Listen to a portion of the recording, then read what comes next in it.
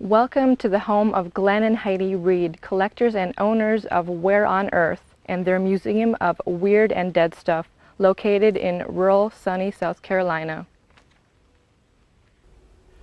Welcome to our home. This is the most dynamic thing that we have in our collection from a personal standpoint that is not for sale. This is a 650-pound rock that has been carved in China, and the carving is one solid piece. What they do, they start out by making handholds in the stone and keep pulling debris out to do the carving. Many people that have looked at this have accused us of carving the turtle and slipping the turtle inside, and that's not the case. We acquired this when we lived in Boulder City, Nevada. It was in a shop in Chinatown on the north side of Las Vegas. We were so excited when we saw it, we lost touch with reality, because after we paid the lady for it, now what do you do with it? It was sitting on the floor, weighs 650 pounds. There's just the two of us. So I went out into the commons area to see if I couldn't find somebody with a hand cart or push table of some sort, to no avail. Finally, she came by and found a little cart for us. And her employees loaded it on the cart and pushed it outside of her shop and thanked us and went back to business. Now what do you do with it? We're driving a 15-passenger Ford van that sits this high off the ground. The turtle was not much taller than it is right now on its table. So I went out into the parking lot thinking maybe I could pick up some tourists, somebody that could give me a hand. We've got it sitting on the sidewalk. People are looking at it, and they're just in awe. And the more we're looking at it, so are we. Finally, I see a tour bus pull up. And unbeknown to me, none of these fellas spoke English. I am talking 8 Oriental men, no taller than that, and not that much bigger around. They all have little black satchels. They're on tour.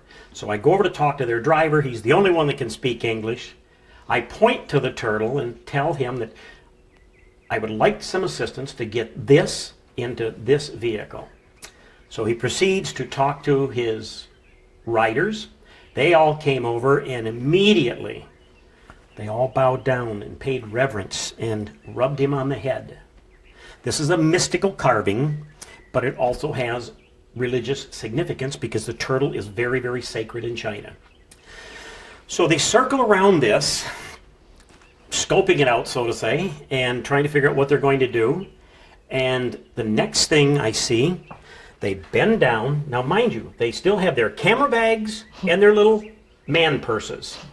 They put their hand under the table and spoke something in Chinese, and in unison, all 8 of them stood up, picked the turtle up, turned towards the van, slid it into the back of the van, and we were finished.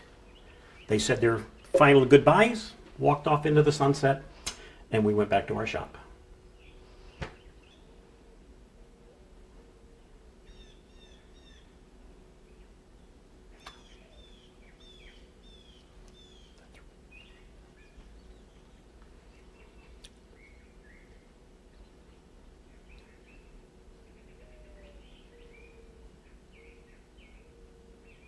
Now, the amusing part of this whole story was when we got back to the shop in Boulder City.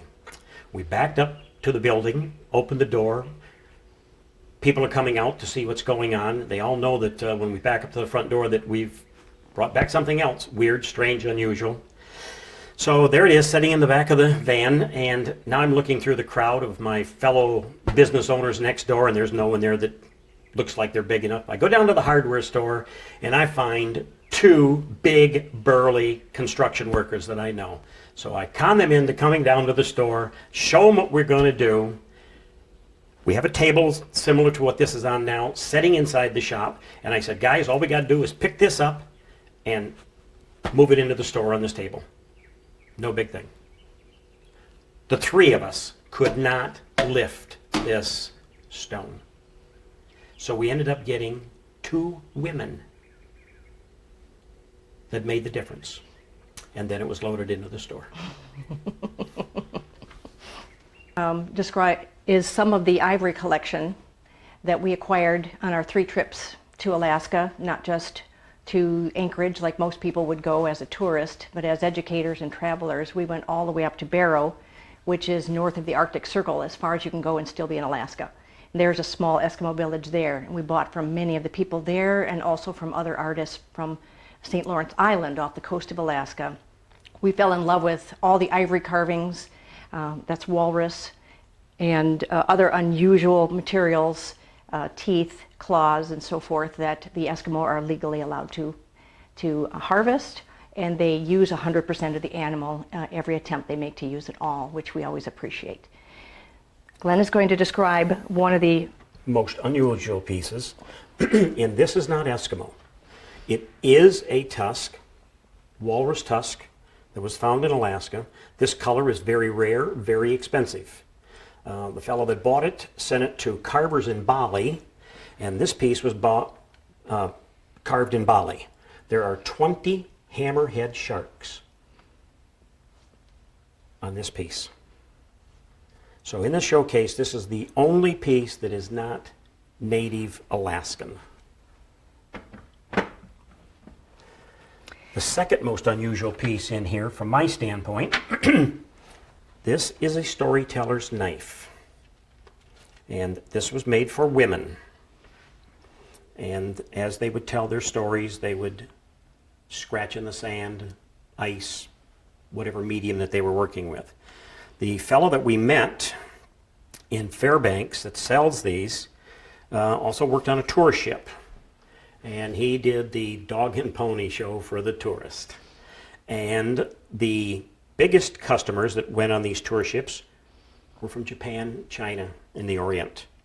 And in Japan, when a bride gets married, her father gives her a knife, dagger, sharp instrument. And as the story goes, if her husband cheats on her, she is to commit hara-kiri because she was not woman enough to keep her husband from becoming an adulterer.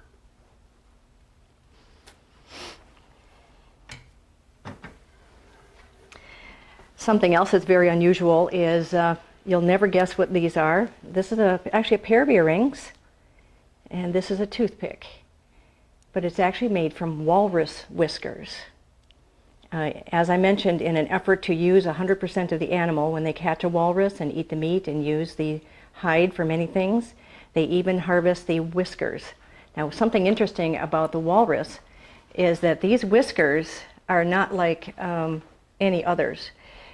Each whisker is surrounded by muscles. So when it goes up to 300 feet down to the ocean floor to find food, like clams, each of these whiskers can move independently, and it can feel with them and actually swish things towards its mouth when it finds food. So that makes it an amazing and unusual item that's been made into jewelry and collectibles. Another one of those wonderful Eskimo items is using all of the whale.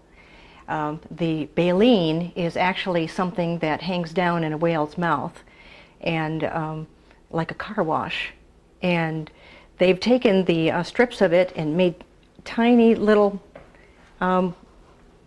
pieces of it, and then they actually weave it into like a little basket. And that's what they do, and they put a little piece of ivory on the top as a finial. It's amazing what they can do with baleen. Here's another example where they've taken pieces of the baleen, and by the way, baleen is made of the same stuff as our fingernails, that's keratin. And he's taken pieces of it and made it into a beautiful box, and this is from an artist in Barrow, and then put a polar bear in walrus ivory finial on the top.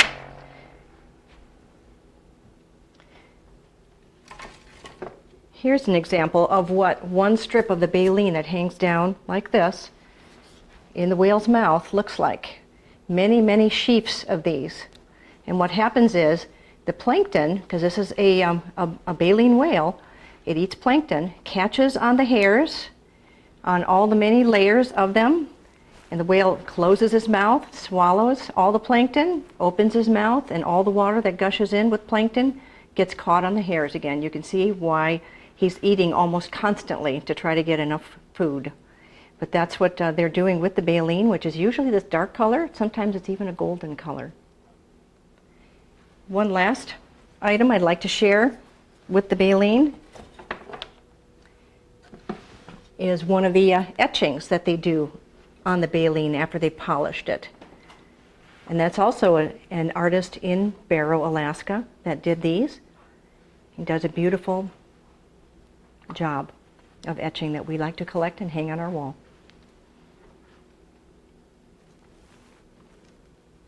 Now you'll see the style at the top of the same artist, but you'll see different styles with rounded, curved lines and animals from various artists. We tried very hard to buy from various artists and support the artists that were in town. That is what we do.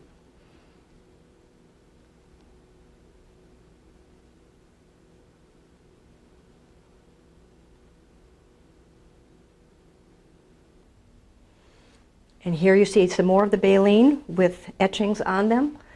The Eskimos must put some markings, some artwork on all marine mammal pieces that they work with to make them legal to sell to anyone else.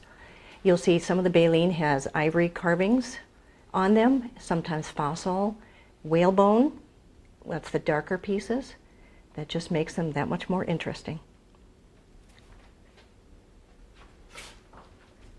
Now on this wall is a selection of masks, most of them made from fossil whale bone. The dark ships are baleen. And there is even a couple of artifacts on either side that were tools used by Eskimos about 1,000 years ago.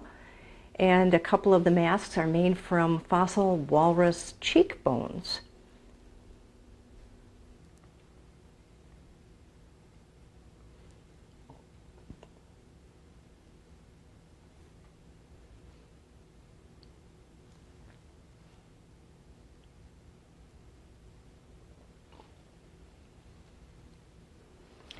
Another thing that we started to collect because I thought it was neat and Glenn did too, so I bought it for his birthday, was the rattlesnake skeleton. It's just an amazing work of art that's totally natural. Now this comes from a teacher and a researcher that actually studies to make conveyor belts more efficient. So he studies the movements of snakes as long as they're alive, and when they die naturally, he puts them in a aquarium with dermestid beetles that eats all the meat, and then he has to put all of the ribs and put it all back together. That's what articulating is. So that makes it an amazingly hard thing to do. So I appreciate that. In fact, this one he found in his driveway, dead, and it's a baby snake. And he articulated that, and the ribs on that one are as small as an eyelash. I don't know how he did that, but I thought it was also amazing. This one he articulated in such a way, with the red background, that this is a royal python eating a shrew. So the way he poses them as if they were in real life makes it that much more fascinating for us. And we have actually acquired and sold other skeletons that he has done. And this happens to be the skin that belongs to the big rattlesnake there on the top. So that's an associated skin to that skeleton.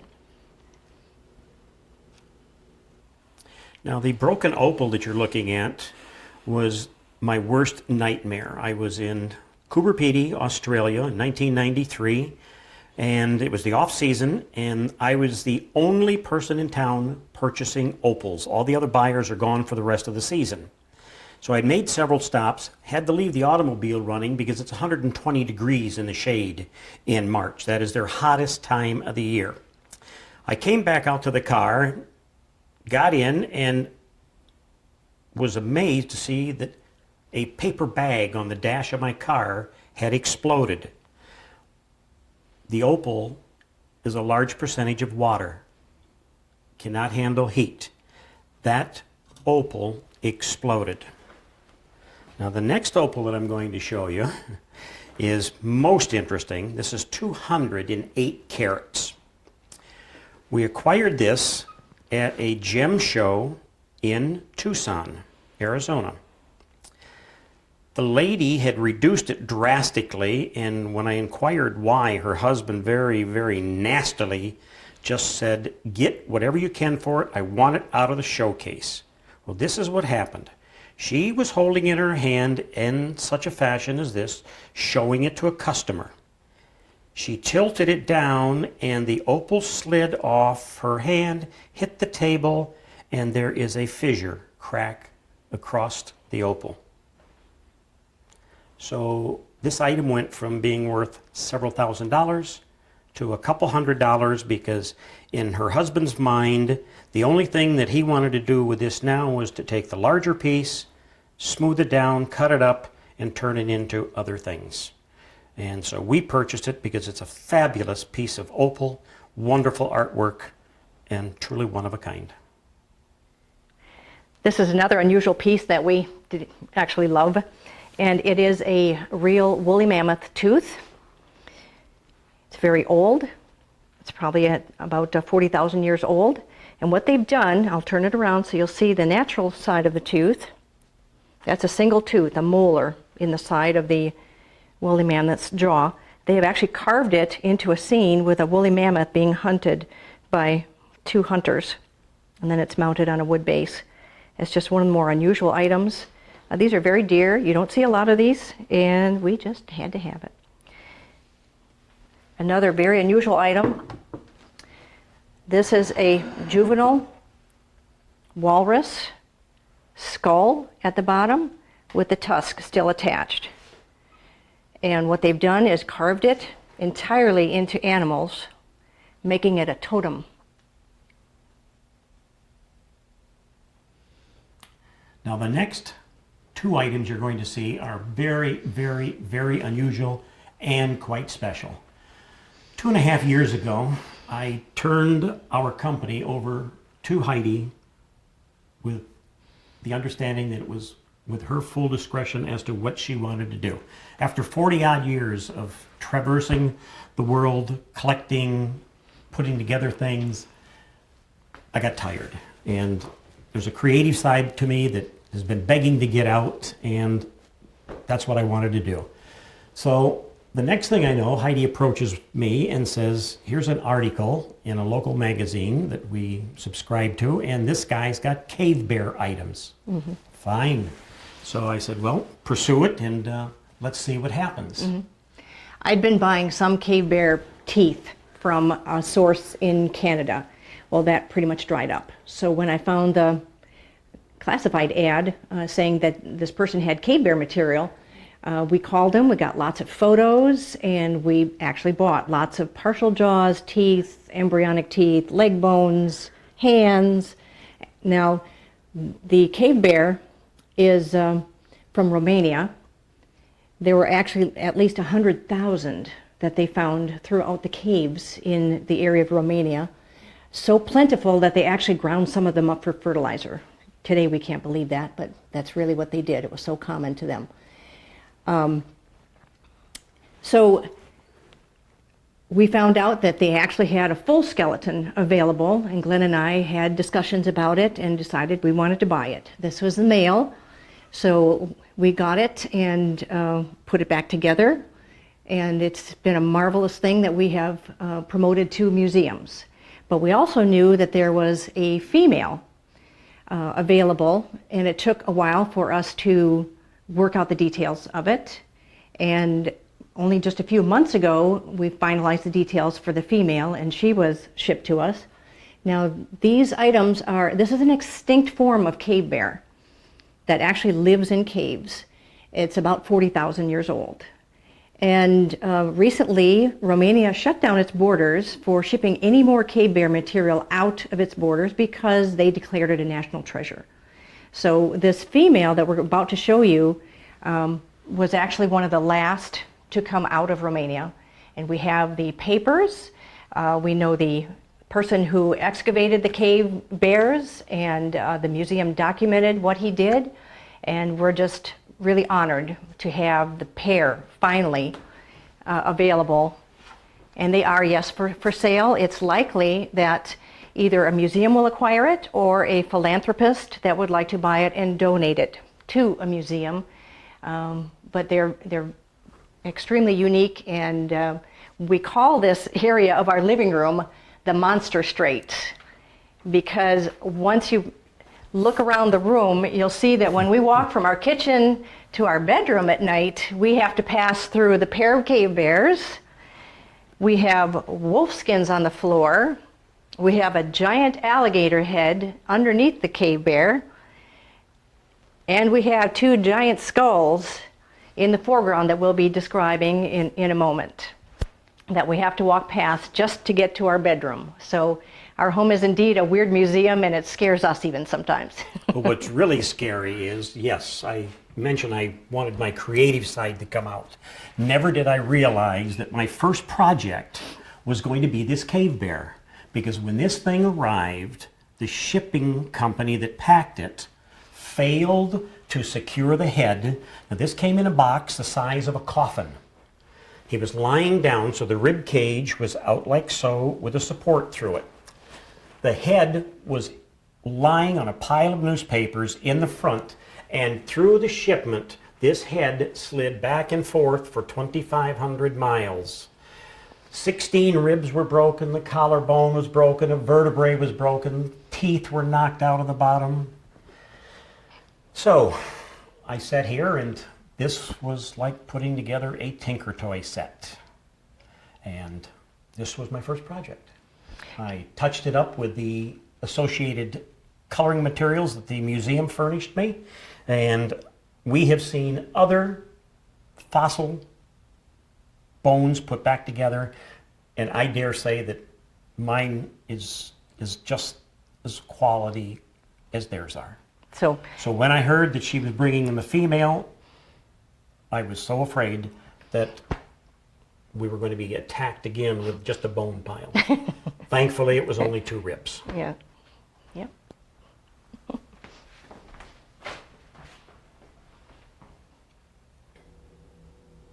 This is another cave bear skull that we acquired in the process of getting the 2, and the enormous size of this compared to our other bear is about 1.5 times the size. So the tall bear to my left stands some 8.5 feet tall, and we can only guesstimate that this thing must have been in excess of 12 feet tall and around 2,200 pounds, 2,500 pounds, something like that. This would have been just an enormous, enormous bear. The next item, this is a walrus skull. Fossil. The opening area here is where the tusk would have been mounted. And what they have done, this is an Eskimo piece, they have totally carved walrus all around the skull. One of a kind piece.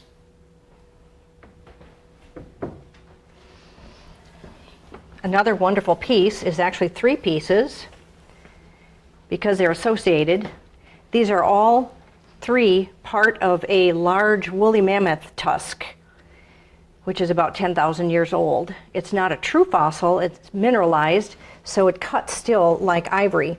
But what the artist did to make use of all of the ivory he could, he actually hollowed out the center to make each of these a type of box, and then he made the interior piece into bracelets and many other things. So we actually bought all 3 because we didn't think the portions of the tusk should be separated, and each one he's made in a unique way. You see that it's getting narrower and narrower, and this would have been towards the tip of the tusk, and then put the wolf, the bowhead whale, and the Eskimo hunter on the top of each, and even around the sides of this one is a bowhead whale, a walrus, and a polar bear. Just an amazing one-of-a-kind piece, and this piece on the bottom is a vertebrae from a walrus. So a beautiful trio of artwork that is very special to us. And sitting behind those, these are also tusk, but these are walrus tusk. And this particular artist lives on St. Lawrence Island in a little town called Gamble. And her specialty is carving these dog sleds. Every one of them are different in design, but the theme is the same. And on the side, the little amulets that are hanging here, those are good luck pieces. The collar around her neck is polar bear. The shafts going down the side, those are pieces of baleen.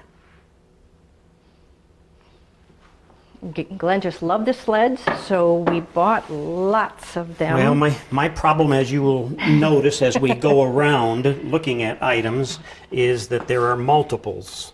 Because when we are approached or approach an artist, we have a tendency to not high grade their stuff, not just pick out the best and leave the seconds, but we generally buy everything that they make.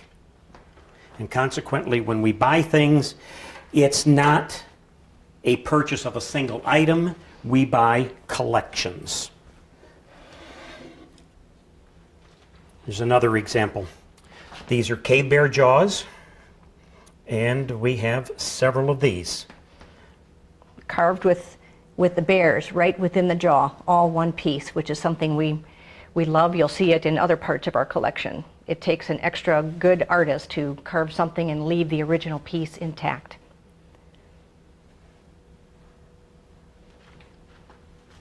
Okay, that's good. Speaking of tusk, here was another artist that we were told about, and we approached his agent because this gentleman goes to St. Lawrence Island to buy directly from the Eskimos, and he's been doing this for some 40 years.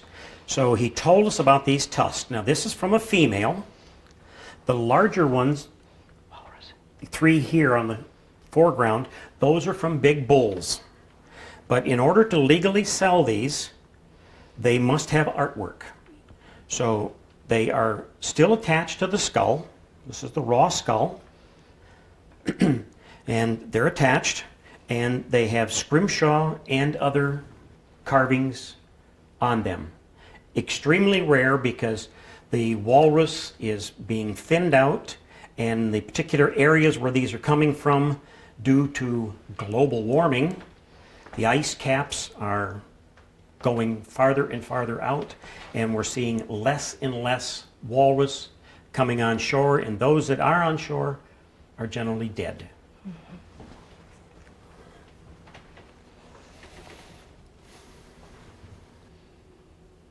Now what we have here, we acquired in Alaska. We didn't go to get it.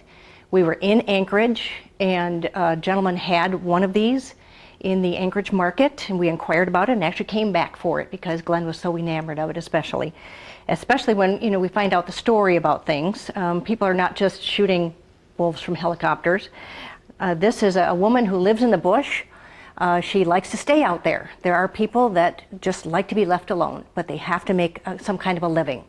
So she, with a permit, is allowed to harvest several wolves a year.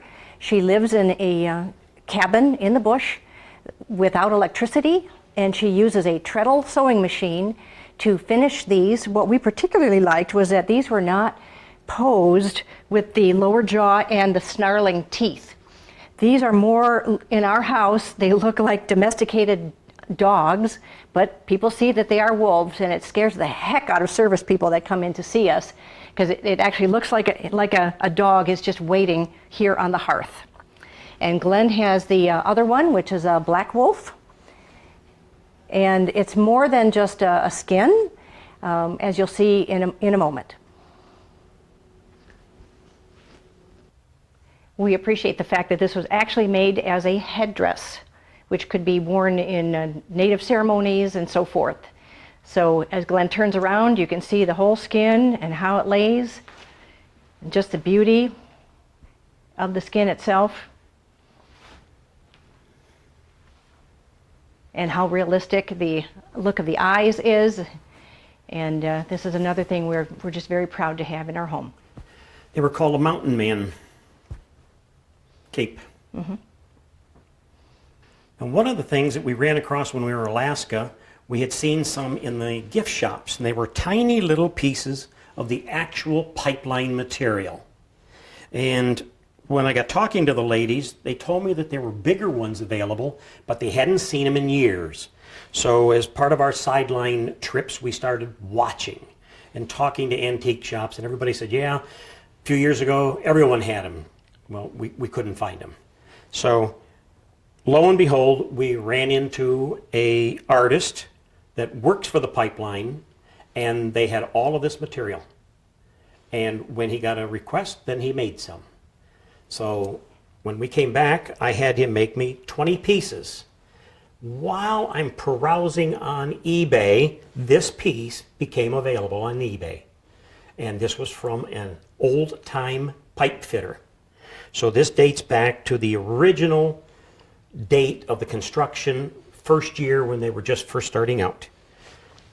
Plus it has some of the cities, and the main thing is that where the pipeline starts here in Prudhoe Bay and it ends in Valdez. And on our trips, we've actually flown over Prudhoe Bay, and we often follow the pipeline all the way down to Valdez. So even that is of interest to us.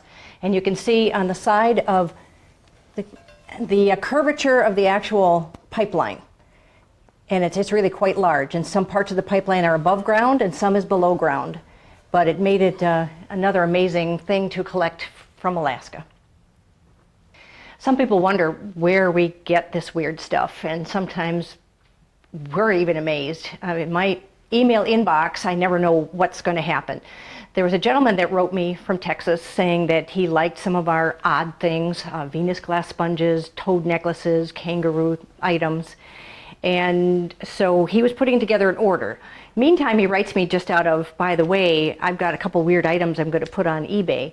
And I said, what weird items? Because I'm the kind that, as curious as Glenn, I want to write back and find out what it is. If nothing else, just makes my job interesting. Well, he says, I've got a stillborn deer that my neighbor found in his yard, and he had it taxidermied. I'm like, ooh. Now, Glenn had a friend years ago that found a stillborn deer skeleton in his yard. And he actually gave the bones to Glenn. Glenn has it in a box in our storage unit out there somewhere, and he hasn't been able to locate it. And he really liked it, even though he never put it together. So I'm thinking stillborn deer. We've got a holiday coming up. And so we bartered some of our products for this, and he mailed it to us. And of course, Glenn got to the box first and says, what's in this box? I said, well, it's for you. And it's just the sweetest little, and it's so sad that anything died like this, but it's so realistic that made it very special. At the same time, as an extra thought, he said, I also have this really ugly turtle that I'm interested in. I'm going to put on eBay, but I don't know what it's worth. But he said, if you want to give me a couple other items for it, do you want that? So he sent me a couple of pictures, and it was in this aquarium. It was kind of hard to see. The turtle was about this big, and I'm like, well, I'm not sure what it is, what it's worth, but sure. So we put a price on it. I actually doubled the amount of material that he could choose to pay for it. And we got that in a separate box. The terrarium was actually broken, which Glenn didn't want anyway. And he took out the turtle, cleaned it up a little bit. We have a friend that went online and identified it as not just a Chinese box turtle, but an albino Chinese box turtle.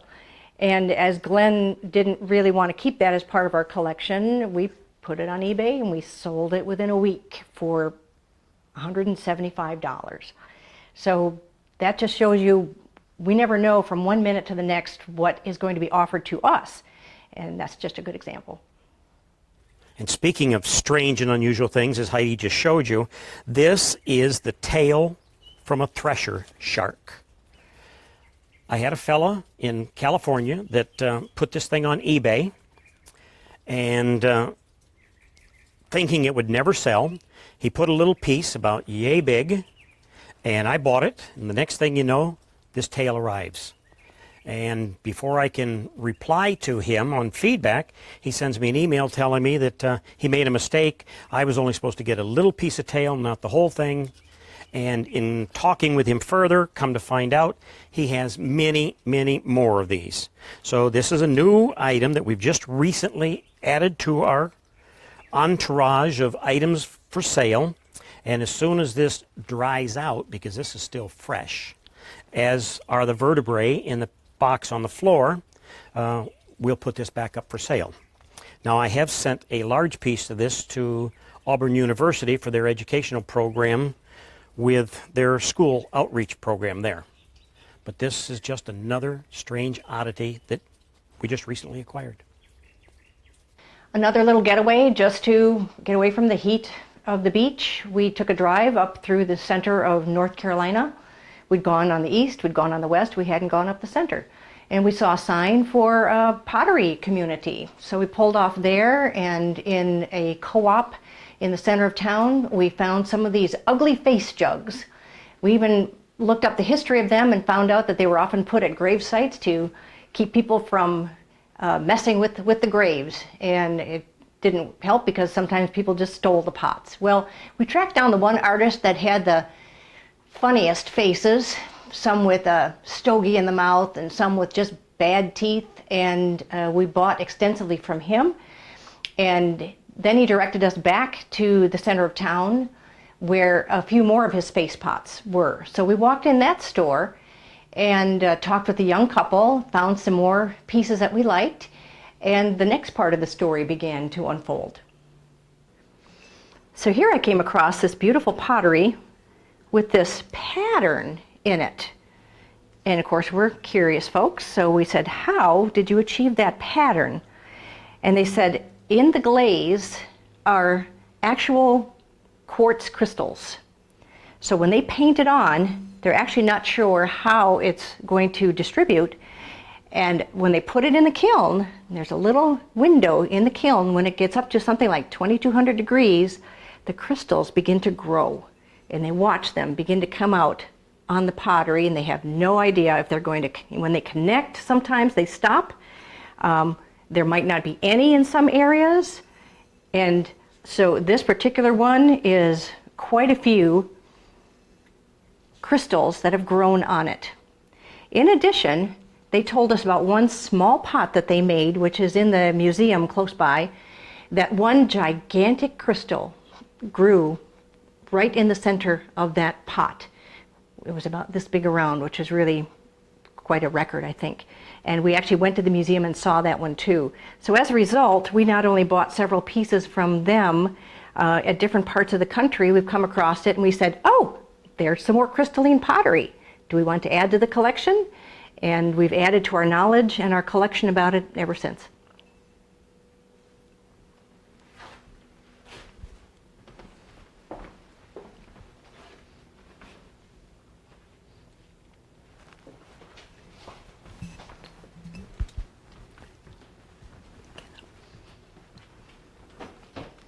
Here's another example. A beautiful pearl white pattern on it that just makes it lovely.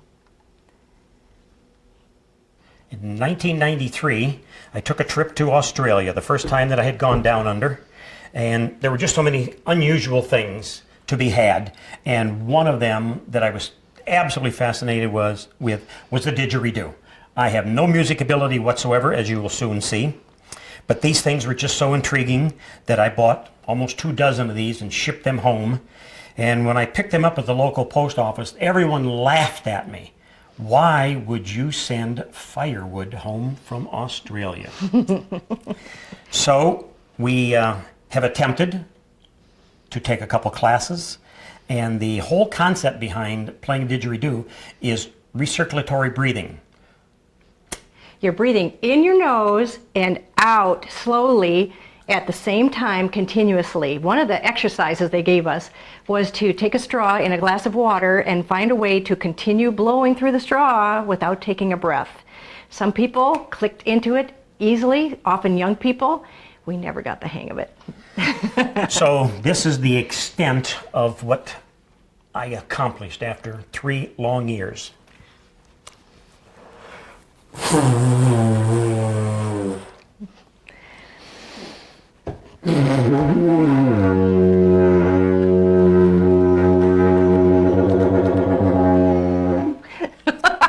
Much better. And then a year or so later, we were at a festival in Joshua Tree, California, and we met a one-handed didgeridoo player.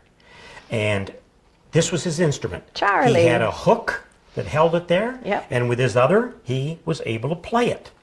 So this is a didgeridoo for dummies, because anyone can play this. It has a sliding scale To make it a trombone. to make it a trombone. And making the sounds of the didgeridoo without having to do the manipulation of the tongue. And as you will hear, much better than this.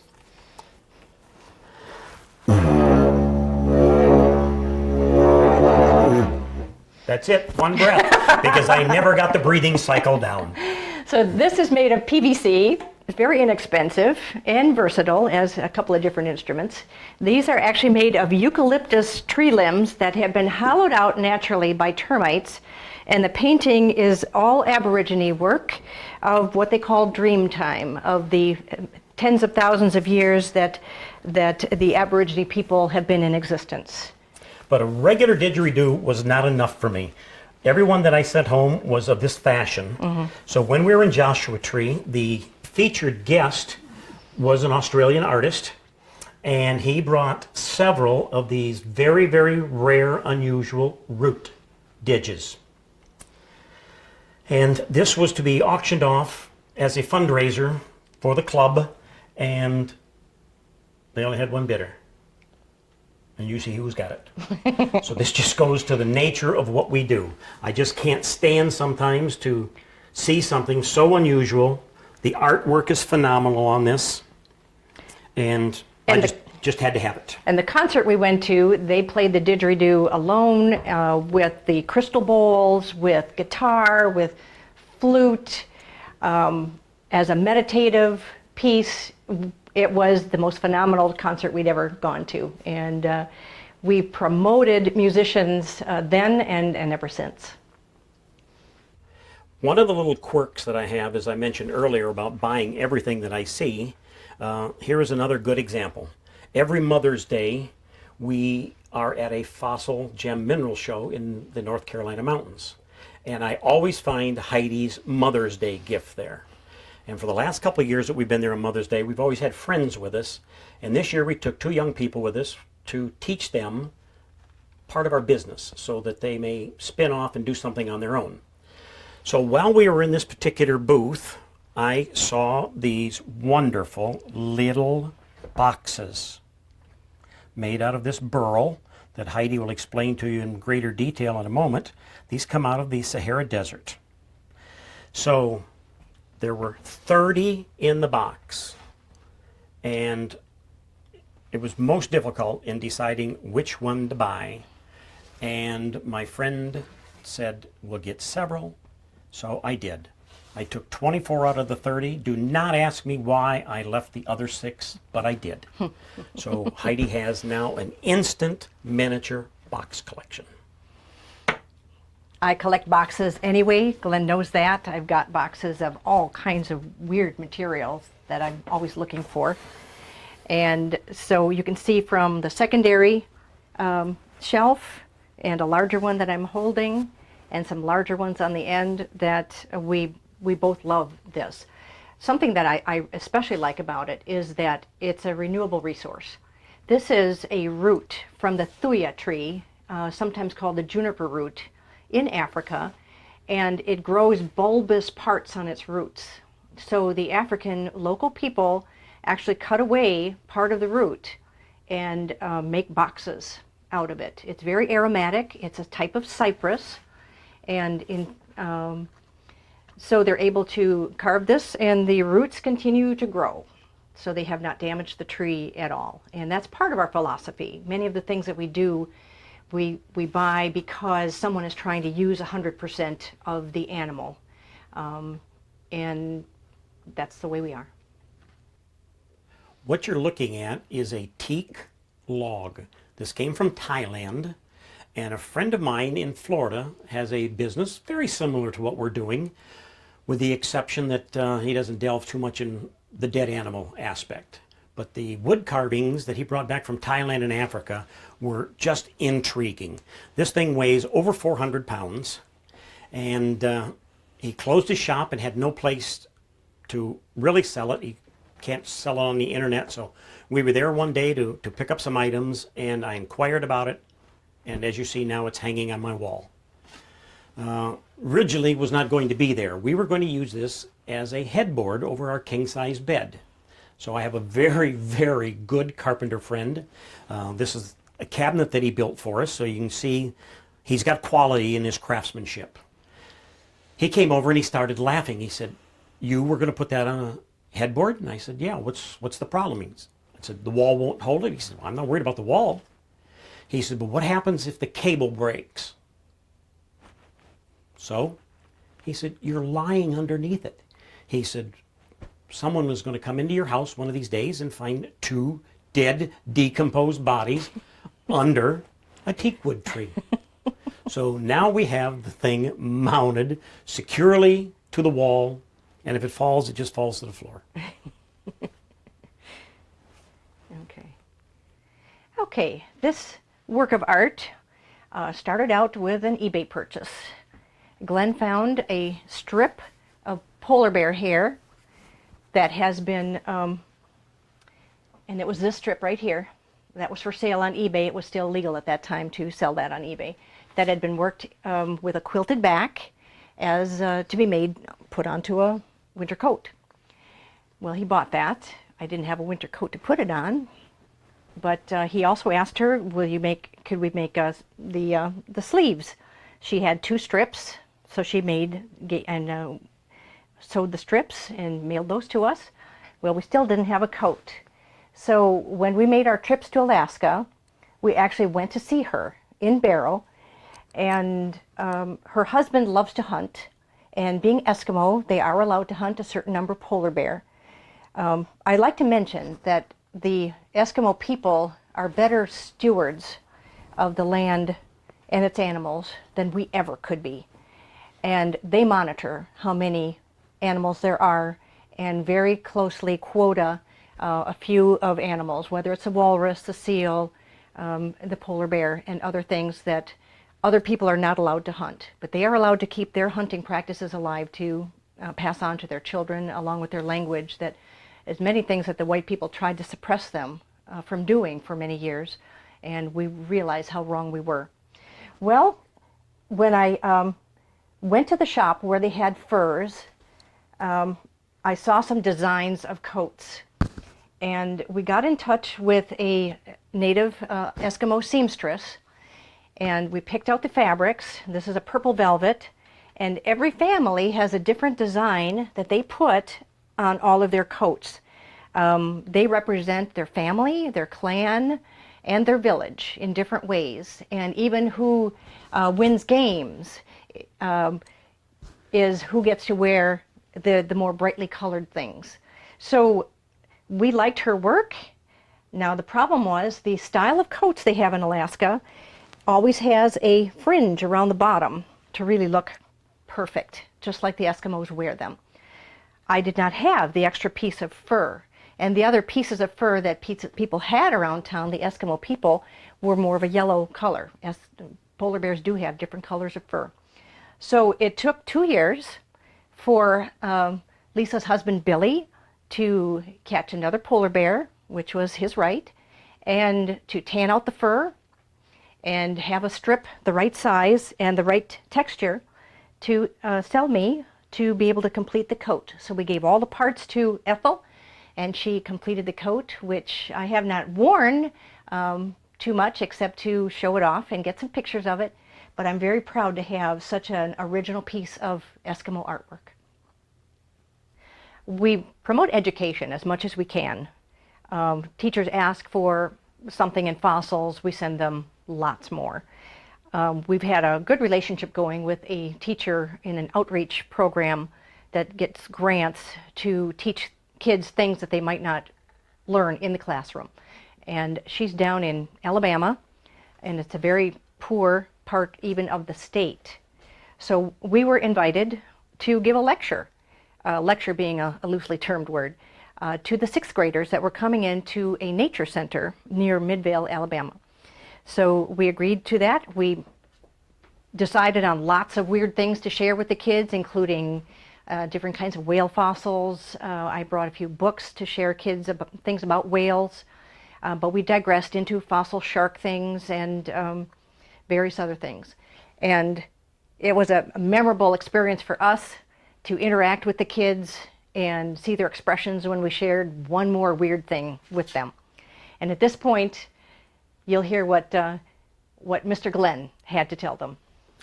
One of the things that we try to do with these kids is to make whatever we're sharing with them so dynamic and leave a footprint that they will come back to it at a later point. Maybe not this year, maybe somewhere down their life line. And they'll say, hey, I remember I had this incident happen to me. Let me tell you what this guy did. Well, here's what we did. I had a piece of this rock material that weighed some 65 pounds. Yay big around. Now here are 19 kids in this 2,200 square foot building. I have them stand in a circle. I have this rock mounted on a little egg carton. And I said, now, what I want you all to do is look to the ceiling and envision a hole. Watch the hole get bigger to about the size of this rock. And they're all standing there, just can't figure out what this crazy person is doing. So now I have their attention. They're all looking up there. And I said, now, do you see anything? Do you see anything? No, no, no, no, no, no, no. Do you see anything now?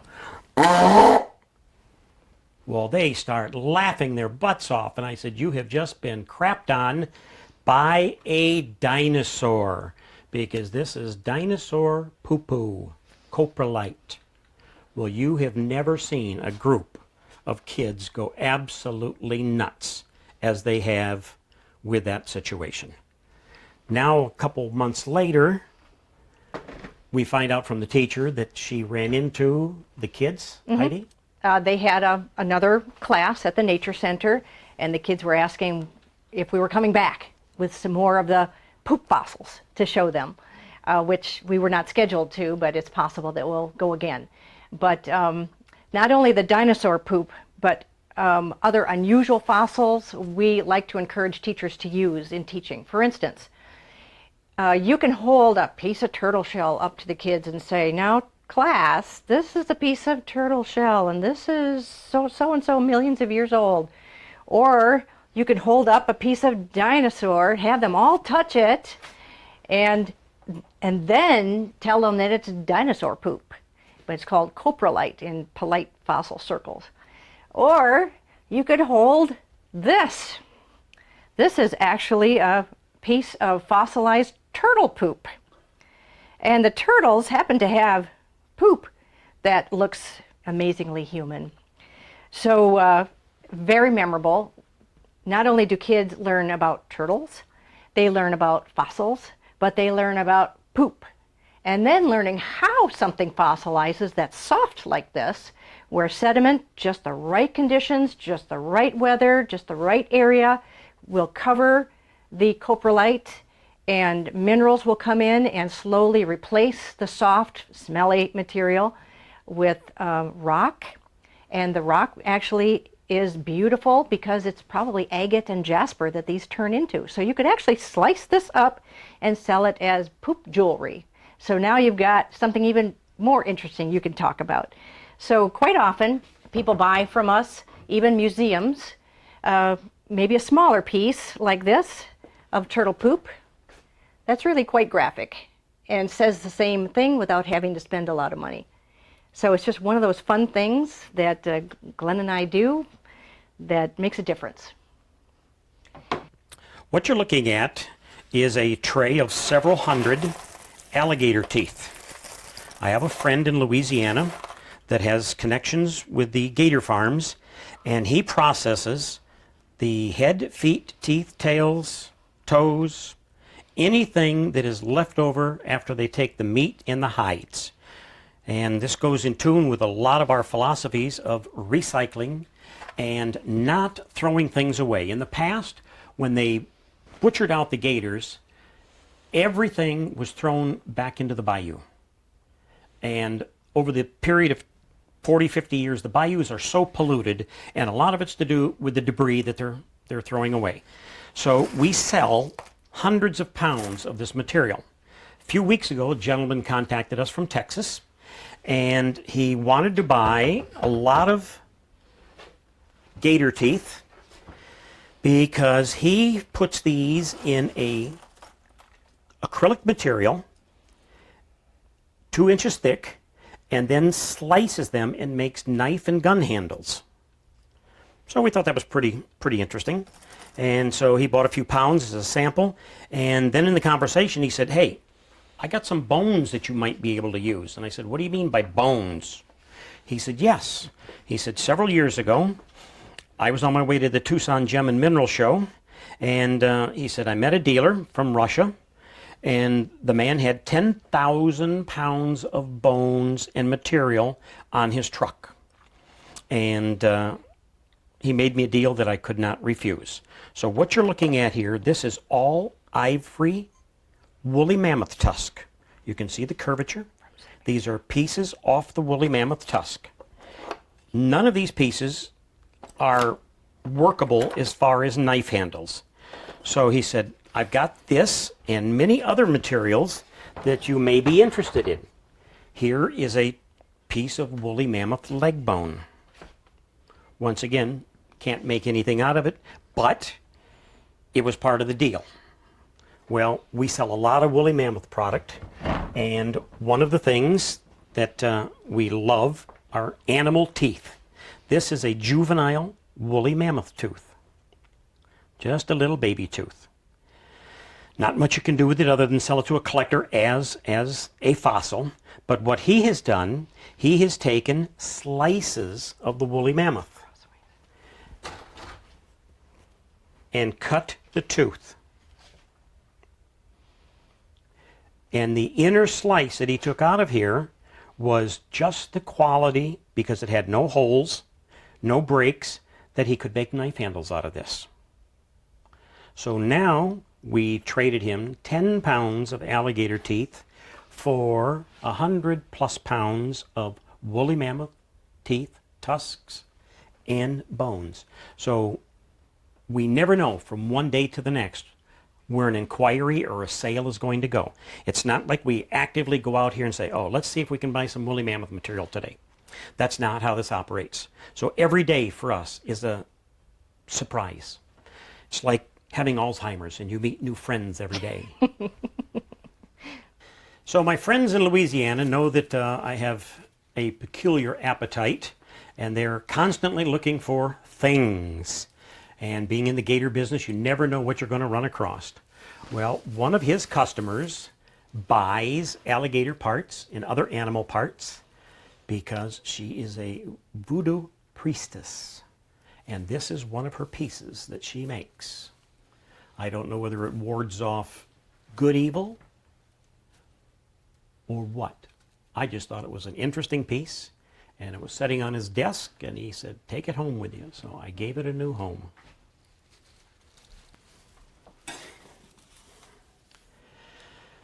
How are we going to tie the Alaska stuff in now?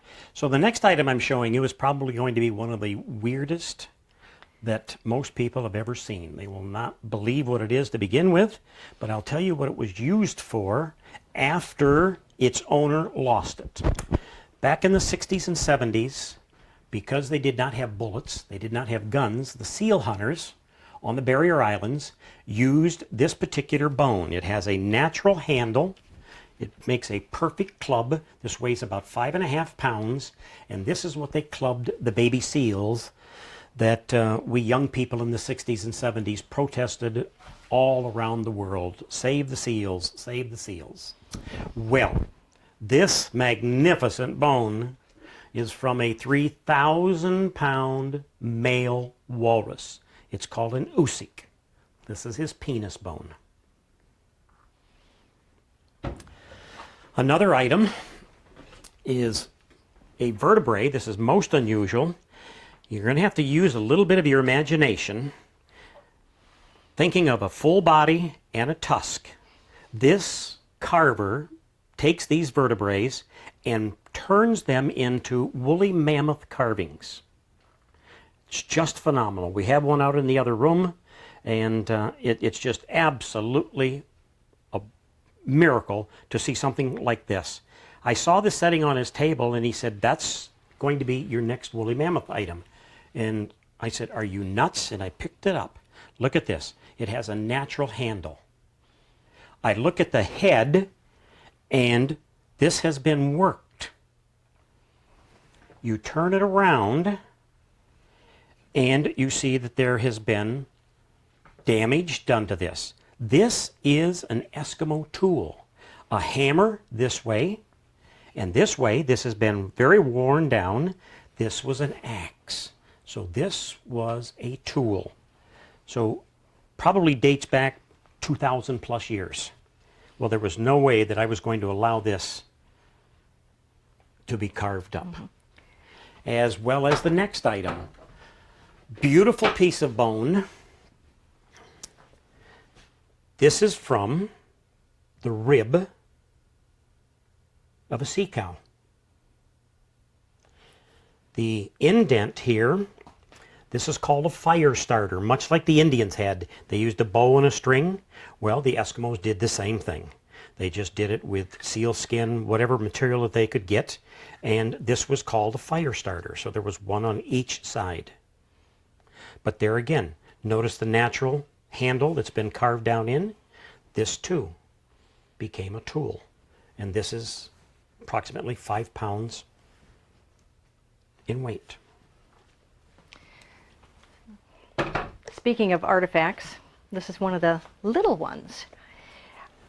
This comes from St. Lawrence Island, where it is completely privately owned land by the Eskimo. And the heftier young men are digging to find other village remains and tools that they are allowed to sell. Well, there's an older woman who is not very strong, but she likes to be useful.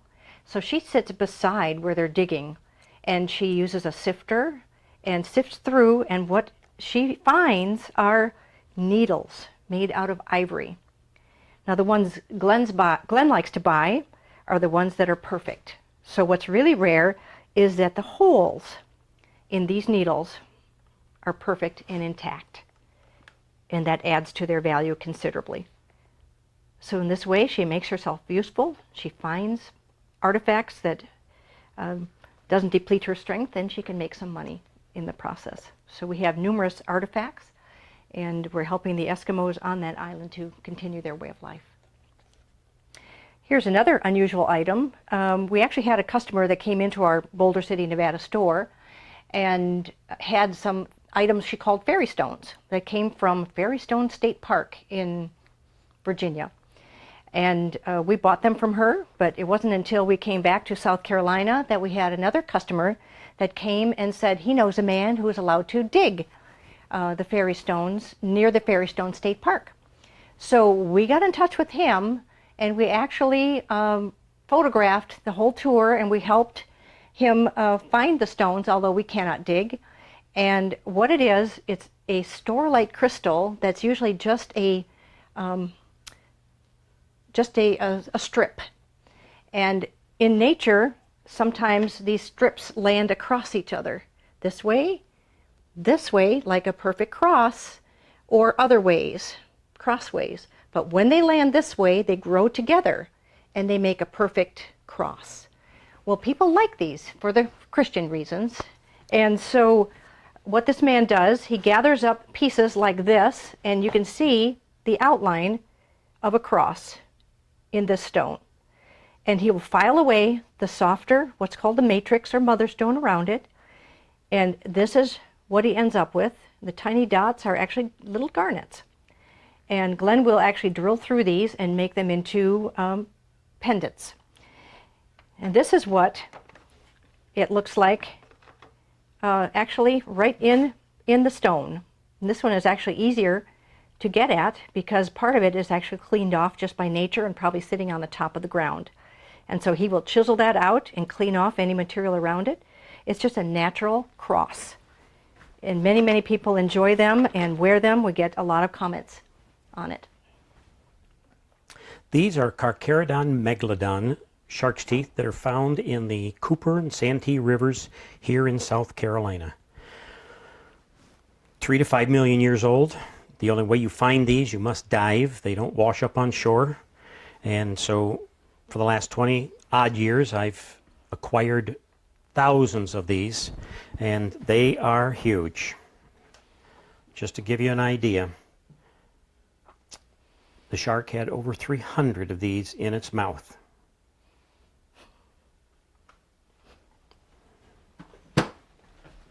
The next item I'm going to show you is a waste product from the fishing industry that normally was just thrown back out into the ocean. And these are bills from the sawfish. And they are in 14 different waters around the world. But this is a smaller version, narrower, that we have here in Florida. And this particular one comes out of the Indian Ocean off the coast of Bangladesh. And these are pieces that are just thrown away. And a couple of years ago, I had a contact in Bangladesh, sent me pictures, and we bought 10, 15 of these. And now they are on the protected species list, no longer able to import. And so they primarily just go to collectors or educational facilities.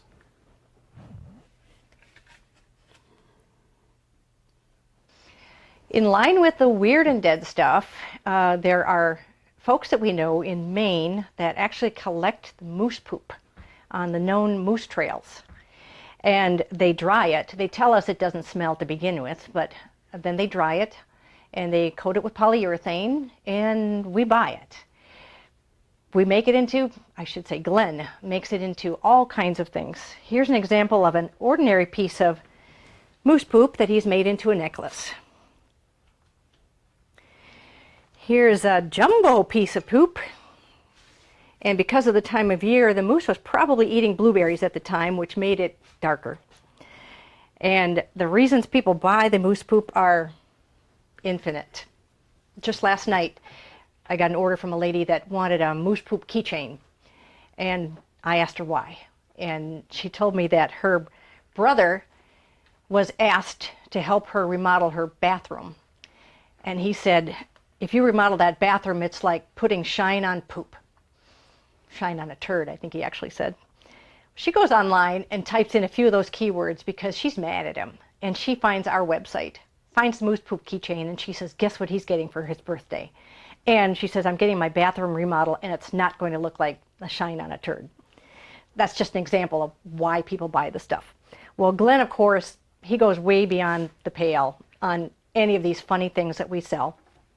So he has taken even moose poop earrings and inlaid stones in them, moose poop with bling. He's even made some into Christmas ornaments for those who are having a crappy year. Some of them are made into stir sticks for your drinks. Moose poop up, please. That's just an example of some of the weird things. Now, out of the recycle of other products that we appreciate is in Australia. They harvest a certain number of kangaroo so they don't starve to death over the winter. And similar to the deer herds in Wisconsin, for instance. So they do allow, they monitor the hunt and the harvest of kangaroos. Well, they use their hides they eat the meat, but what do you do with all the other parts? Well, this happens to be the kangaroo's scrotum, made into a coin purse. Here is a kangaroo scrotum made into a keychain, still with the hair on it. As I already said, kangaroos are not being killed for these products. These are completely a secondary market, which we support because it's making use of the entire animal where possible. Another animal that the Australians have a terrible time with is the cane toad that was imported to eat a beetle that it turns out it doesn't even eat. So this cane toad multiplied like mad. It's poisonous. Domestic dogs eat it and die. Crocodiles eat it and die. So they're catching them by the millions. There's no export fee to get them out of the country in any form possible.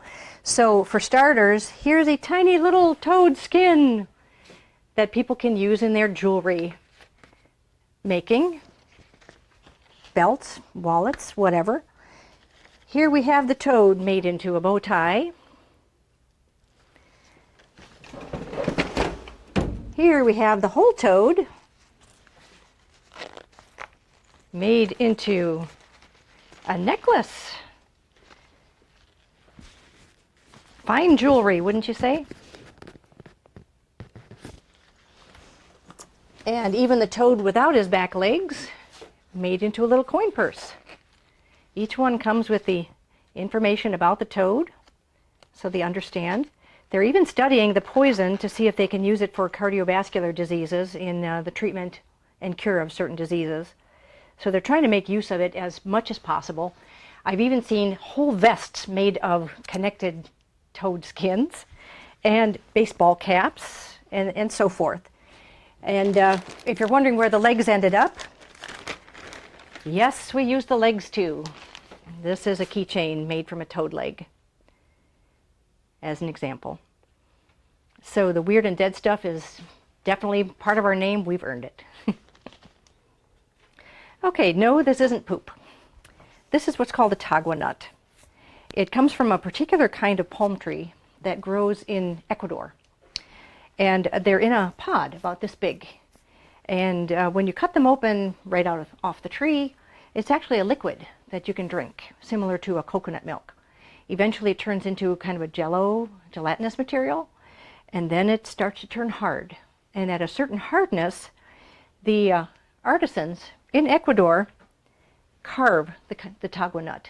It has a carving texture like ivory. And what they do is they can connect several pieces of nuts. In this case, the head, the body, the tail, and the legs are separate nuts. But they have carved it into beautiful things. Again, this is a renewable resource. They call it elephant-friendly ivory because it's not really ivory. It just looks like it. And quite often they'll leave the tip of a tail still brown, in this case, to show that this is really just a nut and not real elephant ivory.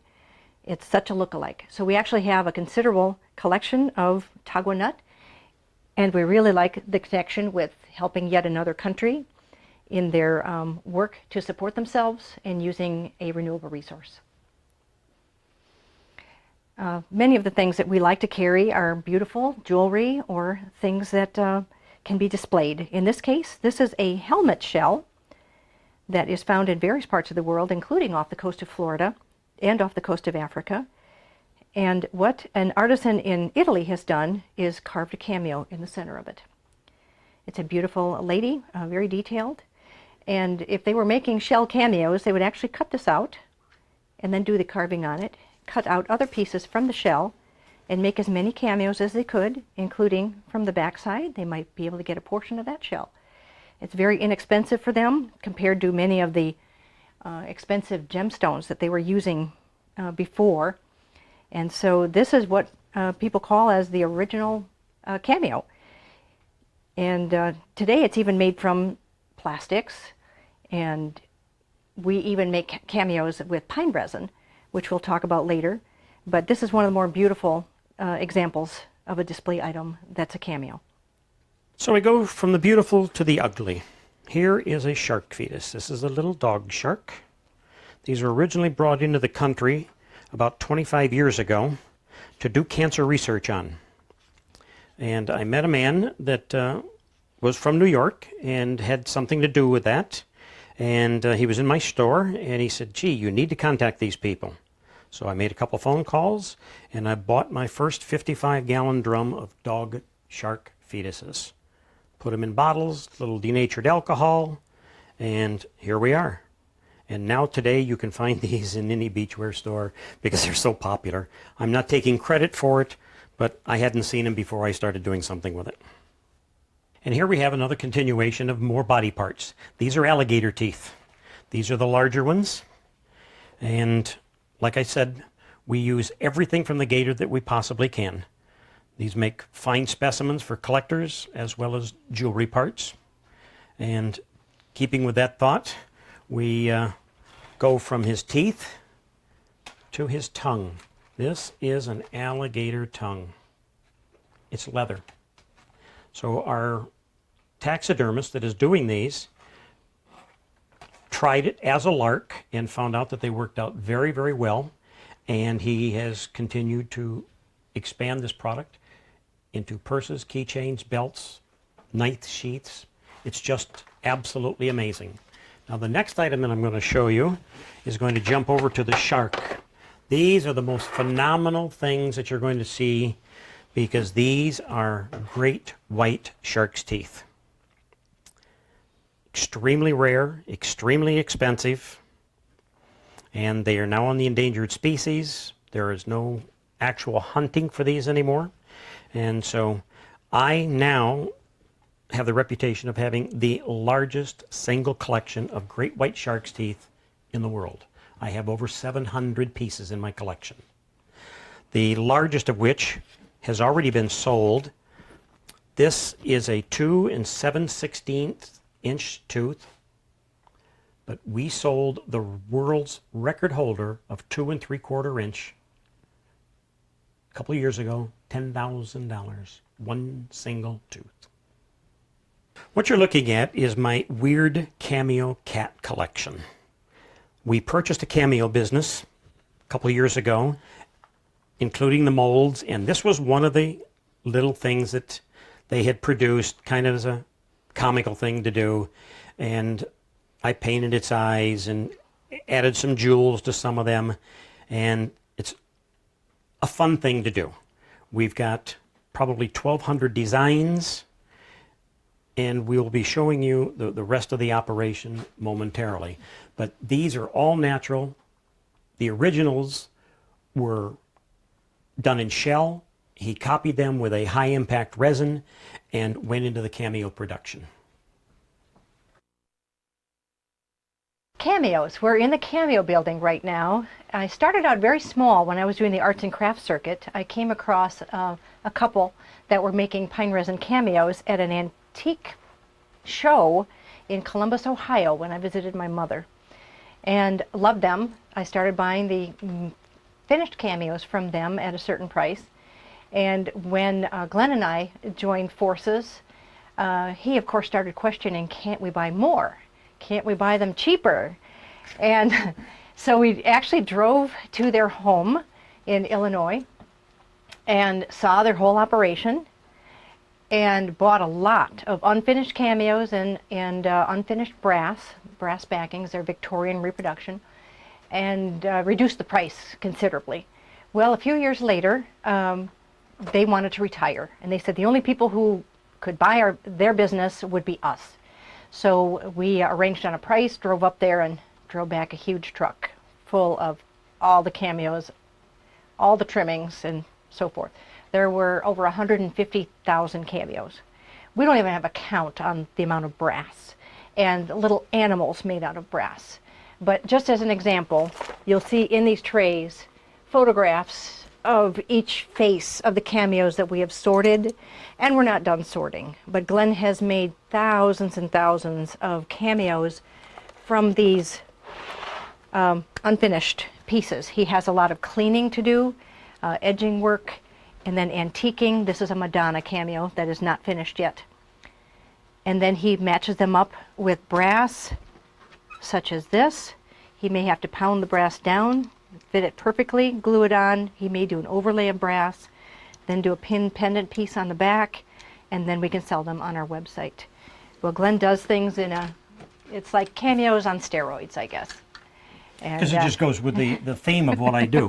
One is not enough, and so I have a idiosyncrasy when it comes to numbers. So if you do 1 dozen, then you do 6 dozen. Well, then now, it has to be an even number. Now I work in grosses. So if it's not 144 pieces, then I don't waste my time doing it. Right. So this is just a couple examples of my next project, and we have approximately 100 pieces here. Mm-hmm. This is our overflow building, and this is where we stock our inventory that we don't keep in the house. As you can see, we have just trays and trays, different sizes of alligator heads. And like I mentioned earlier, this is all stuff that under normal conditions would have been thrown away in the bayou as garbage. Just absolutely garbage. As we walk on down, these are shark jaws from 50 some odd species of sharks. Here's a good example of a big tiger shark jaw that we store out here. We will sell these as long as they are plentiful. If they pass laws to protect them, we are completely for that. More unusual things, here we have some dinosaur poop slices, and here's where you'll get an idea of how beautiful the dinosaur poop really is, because it's turned to jasper or agate when it fossilized. Here we have Venus glass sponges. This is a natural glass that these sponges grow themselves into out of the seabed. The ball is where it was in the sand, and this is a rough form of glass. It's an amazing natural product that people buy from all over the world. Continuing around the corner, here's more of the unfinished cameos, part of that 150,000 I was talking about. Here's an example of what one bin of about 2,300 cameos looks like before we finish them. And quality control and put them on brass. Continuing around the corner, up above you'll see gator skulls that Glenn has articulated with full set of teeth, and the taxidermy larger gator heads and gator products, including even the gator's back with all the scutes, the bony armor that an alligator has. Because we enjoy using all of the alligator, and teachers enjoy it as well. Here's even the painted gator backs that some even use as a mud scraper inside a house or in the floor of a pickup truck. Gator foot back scratchers using the feet. And we have a variety of cave bear fossils here, and mammoth bones, sperm whale fossil teeth, and so forth, larger fossils that we keep stored out here. Down here you'll see the extra large gator feet that we sell, as well as gator foot beer mugs. Now that's a very special gift for just that special someone that uses all of the gator. If that isn't enough weird stuff. Yes, and the bone pile. These are some more of the woolly mammoth bones, some of the larger leg bones that you will see stored out here too.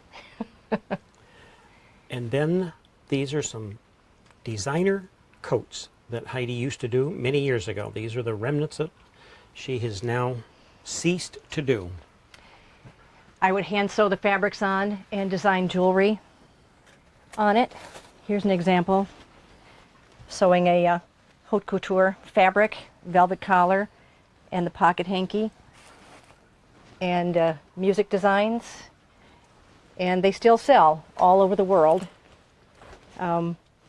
I used to keep 200 on hand at any one time. They don't sell as well on the internet but I still have buyers. In fact, I did a tailcoat and a vest in a piano fabric for a 10-year-old prodigy that plays concert piano all over the country, and particularly in his home state of Tennessee. So proud to be able to contribute to that. Now you've entered my sanctuary. This is my study, my cave, my getaway, and little bits and pieces of all of the things that we've collected, the ones that are really special to me. I hang on and they stay in here until Heidi puts a price tag on them, and out the door they go. So we've got Alaska, shrunken heads, gators hanging from the wall, fox skins, exotic carvings, skulls, brandy bottle from Germany, another story that's interesting, but fossils over here, big opal slab dead in the middle of the wall. But one of the most interesting pieces in this whole room is this piece of coral. I've had this for many, many years. I bought it from a shell dealer. The man had no clue what he had. So I had this on display in my shop. It's on a rotating wheel, and I would say to people, what is behind every brain? And the answer is within that question. And people would say, your shoulders. And I would repeatedly say, the answer is in the phrase. What is behind every brain? 9 out of 10 people never got it. But this is what is behind every brain. Our butt.